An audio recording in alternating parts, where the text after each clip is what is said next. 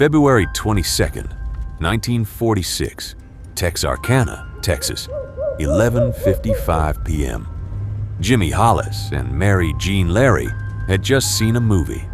They pulled off the road onto a quiet stretch of dirt that locals called Lover's Lane. They had been there about 10 minutes when they saw the flashlight. A man was walking toward their car from the tree line, slowly, deliberately. His face was covered, a white cloth sack pulled over his head, 2 holes cut out for the eyes. He pressed a gun against the window.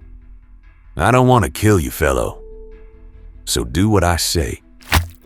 He cracked Jimmy's skull in 2 places. What he did to Mary Jean was worse. Then he disappeared into the dark. Before Jimmy left the hospital, he told police one thing: if you don't find him, he's going to kill someone. He was right. 30 days later, on March the 24th, a passing motorist noticed a car parked along another lover's lane. Too still. No movement.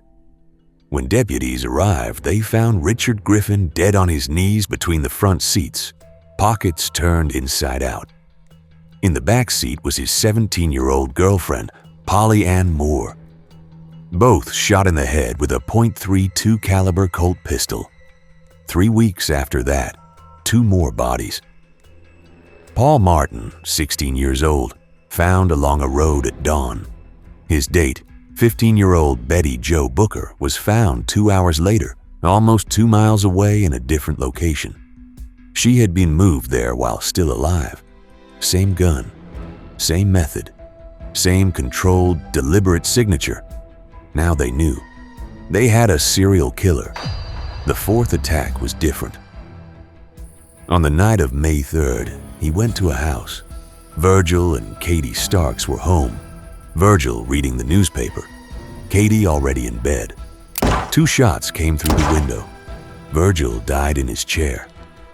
Katie ran to the phone to call for help, and a 3rd shot hit her in the face. She survived.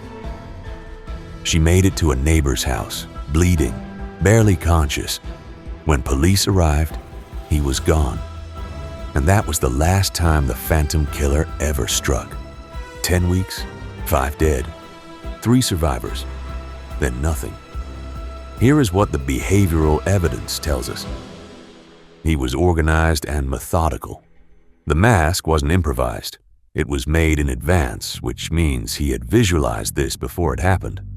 He was calm in the presence of dead people. He went through victims' pockets after shooting them. He moved a body 2 miles across dark terrain without leaving a usable trace. This is not rage. This is not impulse. This is someone who felt completely safe. And then there's the detail that criminologists still can't fully explain. He stopped.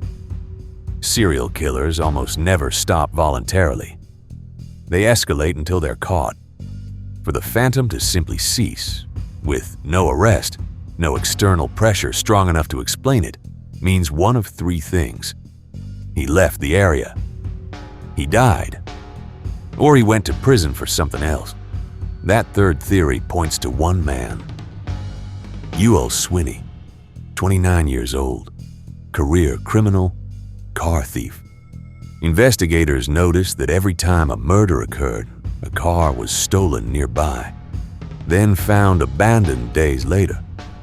When Swinney was arrested for car theft in July 1946, he said something strange to the arresting officer. "What do you think they'll do to me for this? Will they give me the chair?"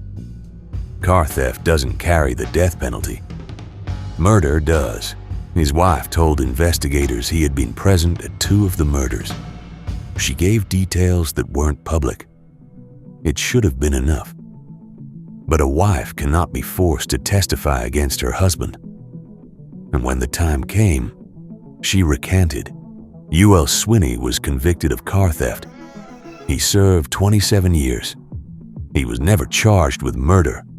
He died in 1994. And whatever he knew, he kept it.